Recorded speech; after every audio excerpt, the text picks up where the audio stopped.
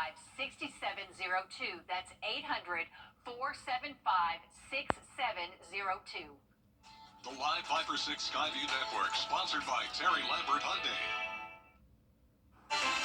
Tomorrow will be another dry day, just cloudy and warm, and then we will have a cold front approaching us, which will bring rain and thunderstorms Wednesday morning. We have a Viper 6 alert day issued. I'll have all those details coming up. Right now on News Channel 6 at 6, an investigation after 2 people were found dead in a fire in Grovetown. What investigators say happened and what we know about the suspect as your News at 6 starts now. Live from Television Park, this is WJBF News Channel 6 at 6. Hello, everybody. I'm Brad Means. And I'm Jenny Montgomery. Thank you for joining us. We begin with a developing story out of Grovetown tonight where 2 people were found dead during a house fire. Crews got the call to a home on Newmantown Road near the intersection with Sycamore Drive. It was about 11 o'clock this morning. News Channel 6's Bria Smith is live now. And Bria, we have just learned some new information about the victims. A Grovetown City employee saw this fire and tried to help after neighbors say there were people on the inside. Once firefighters got here and were able to get inside the home, they found a man identified as Donald Beck. They say Beck broke a window at the back of the house and tried to get out. They were able to get him to the hospital where he is recovering right now. Once the fire was put out, firefighters found the bodies of Karen Denise Boswell and a juvenile who they say was her son. Both bodies were burned, and the coroner says they were also stabbed.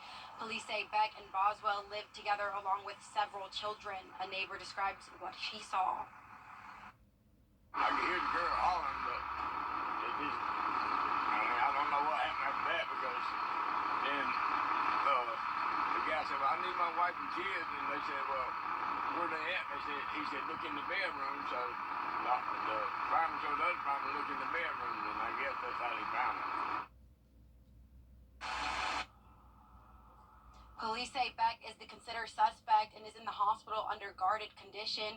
We'll share more information as the investigation continues. Live in Grovetown, Bria Smith, WJBF, News Channel 6.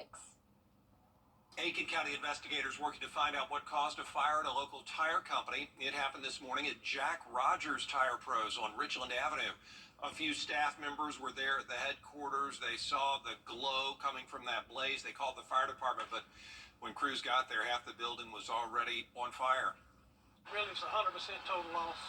I've got service trucks that got burned up. I got a couple of customers' cars that got messed up, and I just feel bad for my customers that their vehicles are inside my building and parked up front. They got some heat damage, but I got one customer's car is total loss.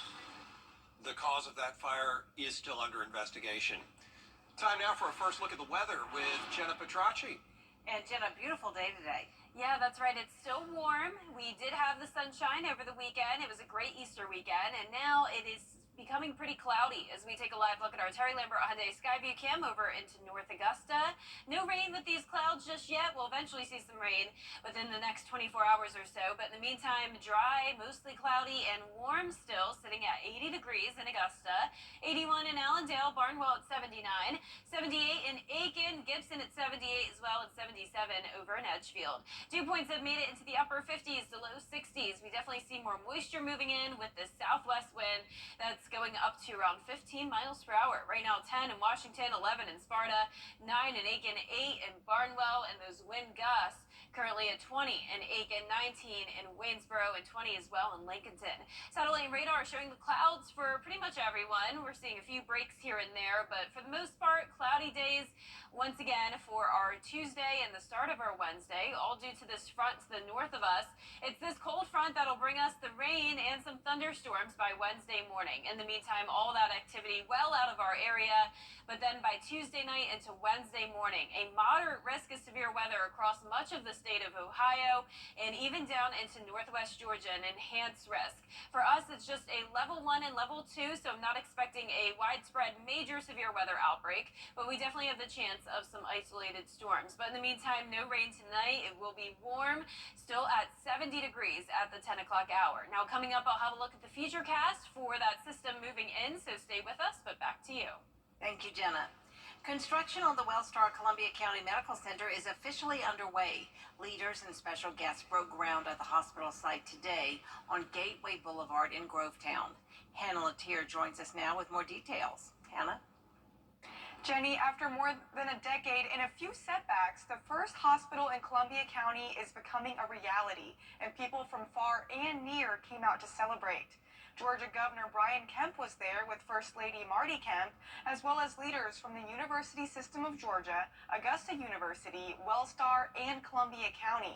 The hospital will have 100 rooms and beds, a level 2 trauma center, a surgery center, a medical office building for primary care and other specialties, and more. It will provide more access to health care for people living in rural parts of the county and surrounding areas, and will serve as a training site for MCG and AU students in the healthcare field. A long time coming, but just very exciting. Such a great partnership, such great optimism for not only today, but what we're going to see in the future. It's incredible. Construction is expected to be complete by early 2026. Brad? Hannah, thanks. A new traffic signal for Masters traffic is now up and running. The new lighted Washington Road and River Ridge will be in place for all of this year's golf events. However, as George Escala tells us, some drivers have issues with the way the signal and the crosswalk are set up. Washington Road's newest traffic signal blinked to life this morning, an additional safety feature for golf fans who will flock to the area. It's definitely needed based on the new traffic that is going to be created at the old Electrolux building. The community would like to see it permanent, but it's only going to be up for 3 weeks. Many drivers like the protection of a traffic light when getting out on Washington Road. I think it's fantastic. You like the light? Oh yeah, I like it. No problem with me. I come see my sister up here every now and then, and it's perfect for me.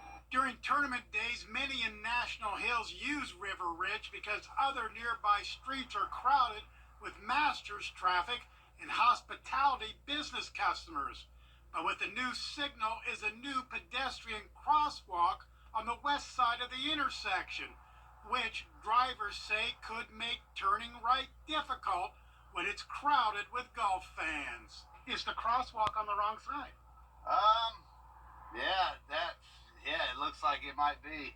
I'm not sure, so I guess we can't turn right if they're walking, right? So guess we're gonna have to wait. Even though new sidewalks are on the east side of the intersection, traffic engineers say the crosswalk on the west side is safer. Yes, if you're in River Ridge and you're trying to turn right, you'll have a wait to get out.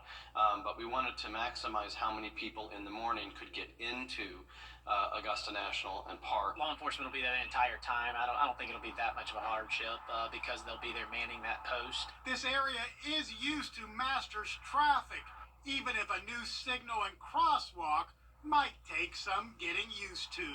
In Augusta, George Escala, WJBF, News Channel 6.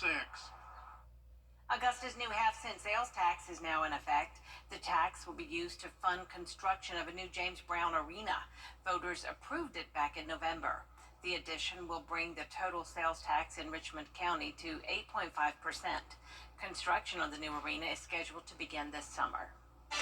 Coming up, the Izzy Scott Foundation and the Kroc Center teaming up for a new partnership. How this new initiative will help kids learn to swim when we return.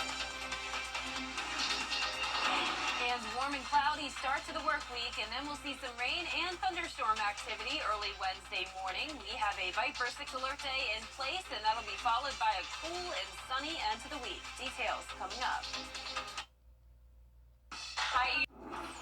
When I arrived in the U.S. at 19, News is complicated. That's why WJBF.com makes it easy. Get clear, accurate stories that don't waste your time. Plus, get the latest video in one click with WJBF Plus.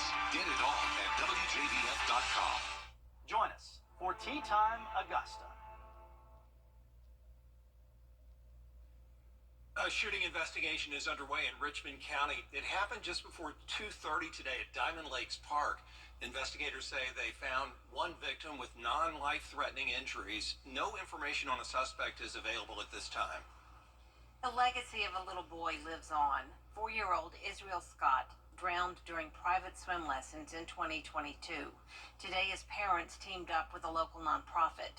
Walter and Dory Scott have partnered with the Kroc Center and the Izzy Scott Foundation for the first Splash Summit. It'll take place on April 20th at the Kroc Center with water safety sessions for kids from age 5 to 17, as well as a guest speaker, a resource fair, food, and more. It's a chance to learn life-saving skills and get swim lessons. Which will focus on water safety instruction here. We have some of our community partners, the Family YMCA of Greater Augusta, as well as the Augusta Aquatic Center that will be here that day. And it's just going to be a day of fun and a day of safety. And we want everyone to get out and enjoy the water safely here in the CSRA. You can pre-register for the swim sessions on the Kroc Center's website or at the Izzy Scott Foundation booth on Saturday, April 20th. And Jenna is back with another look at the weather. Well, it's dry for now. Most of our Tuesday will be dry, but then we have a cold front moving in, which will not only bring us rain, but also the threat of severe weather early Wednesday morning. Notice the CSRA placed in a marginal and slight risk. All those details right after the break. On the season premiere, please go to Parkinson.org or call 1-800-4PD-INFO. The Parkinson's Foundation.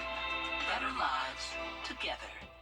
The CSRA's favorite news app is now even better with easier access to local news, weather, and streaming video.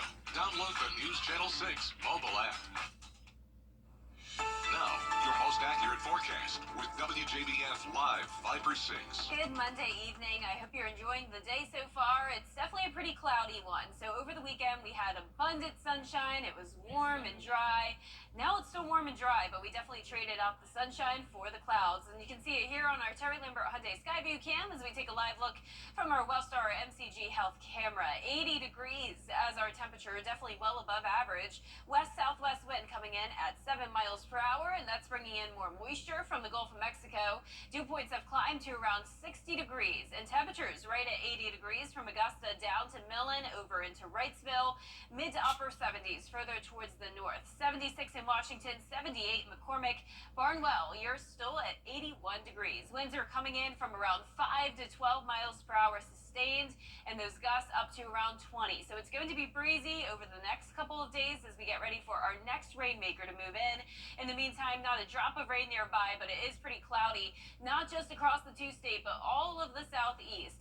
Texas having some active weather with a cold front approaching, also a low pressure system and a trailing warm front. So this is a pretty strong system that's going to continue to get stronger and move into our direction by tomorrow night. But all the way through the 7 o'clock hour, I'm expecting it to be dry, starting out on the mild side, 63 and then climbing to 83 by 4 o'clock tomorrow afternoon. So another day in the 80s, but then we're cooling down to the 70s Wednesday, and then a pretty big cool down with highs in the mid 60s Thursday into Sunday, and those low temperatures taking a big drop off as well from the 60s down to the 30s. So you do still need those winter jackets out just a little bit longer. Pretty typical to still have some cold mornings this time of the year.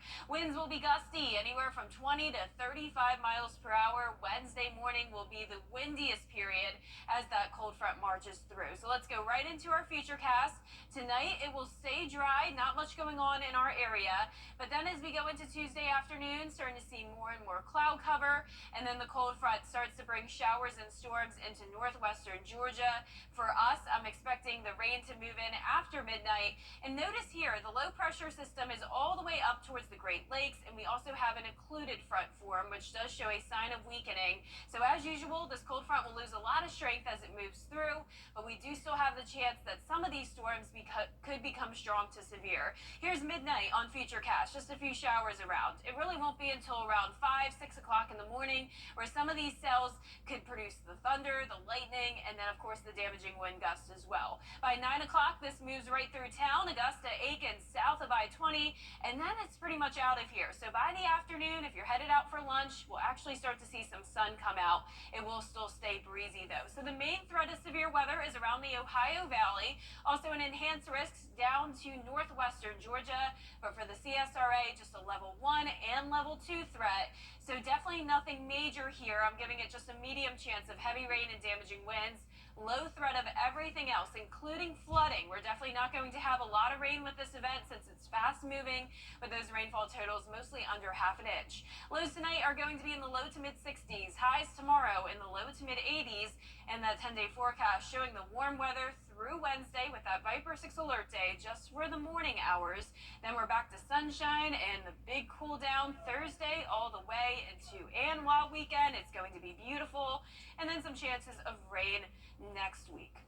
Also, for our Viper 6 umbrella winner, that is Kathleen Kennedy from Aiken, South Carolina. Congratulations, Kathleen.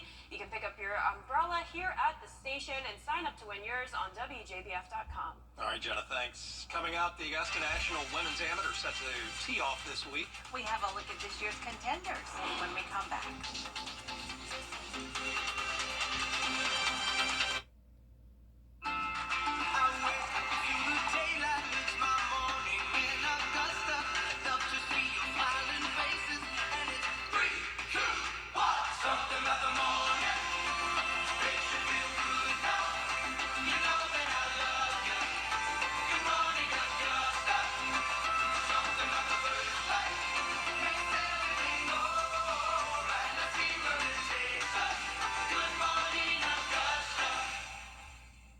Create your DonorsChoose.org.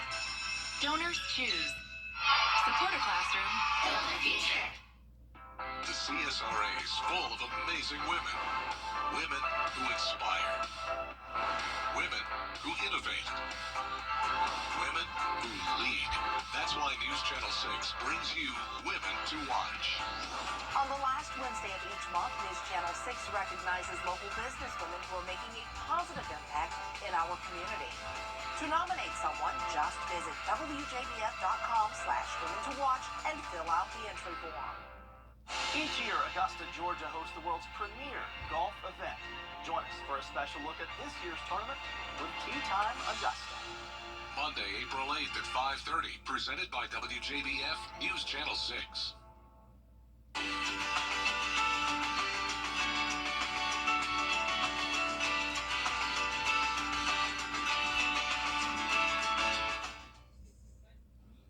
The most anticipated 2 weeks on our local calendar will soon get underway. Tomorrow, practice begins for the Augusta National Women's Amateur, which will culminate at Augusta National Golf Club and lead into the 88th Masters Tournament. Kira Goldstein tees up our coverage from Champions Retreat Golf Club in Evans with a look at the field for this year's tournament. We are just one day away from the start of the 5th annual Augusta National Women's Amateur right here at Champions Retreat. This year, 72 of the most talented female golfers representing 17 different countries and 27 U.S. schools will compete on golf's greatest stage. For many of them, this will be their first time in the tournament, and there is so much excitement that awaits them. I remember when I got the invitation in the mail, you know, it says green envelope with the sender's address is Augusta National Golf Course, and you open it and it's amazing. I've never played Augusta, but I've definitely watched a bunch of tapes to like prepare me for it. So, I mean, that's the most I could do really. Yeah, I've watched last year's Anwa. I've definitely like pictured myself like when it first broadcasted because I was like, you know, obviously I have like 5 years to play it. I'm very excited. I feel like this course is very similar to Augusta, and I think it's a very good, I wouldn't say warm-up, but it's a really good tournament to compete in before the Augusta. I've had role models who've played this tournament, like Lynn Grant, Maya Stark, all my fellow Swedes. You know, I hear all their like amazing stories about this tournament, and then also the fact that it is kind of like the strongest amateur field on the women's side in the world, and to be a part of that is absolutely amazing. Many veterans are also returning to the women's amateur, including former winner Anna Davis and the current winner of the Sage Valley Junior Invitational, Asterisk Tally. They say they're excited to get back out on the course with some of the best golfers in the world. I feel very honored to say, but it's my 3rd year going, so I think the first year that I went, you know, it was almost unbelievable that I was actually going. There's so many kids just from like all around the world, and it's like it's truly just like the biggest tournament like ever. The women in this tournament work so hard to grow the game of golf and inspire the next generation. They say they hope to play at the next level. I have definitely a strong vision that I want to compete on the highest level of golf. I want to win out there on tour. But it's also a big part of inspiring younger girls, younger boys to, pursue their dreams and to do what they love and, go full-hearted. It's always nice when you see little girls, hopefully this can be them one day. Patrons of this tournament get to watch the most talented golfers play on not one course, but two. I think now I'm kind of able to appreciate the tournament a little bit more because I've done it a few more times and there is no feeling like it, and the way that they kind of organize the event and make you feel throughout the event is amazing. Can't forget about the fact that it is at Augusta National, which is kind of like one of the biggest places on earth for golf. I mean, I'm so extremely excited to be there and to get there.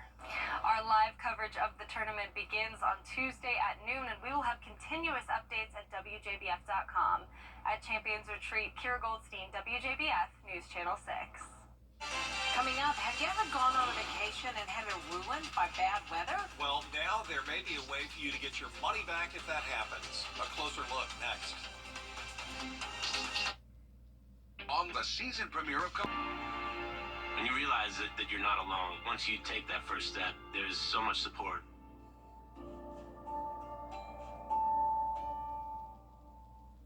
To get the weather, you need to see the whole picture. That's why Live Fiber 6 gives you the Skyview network.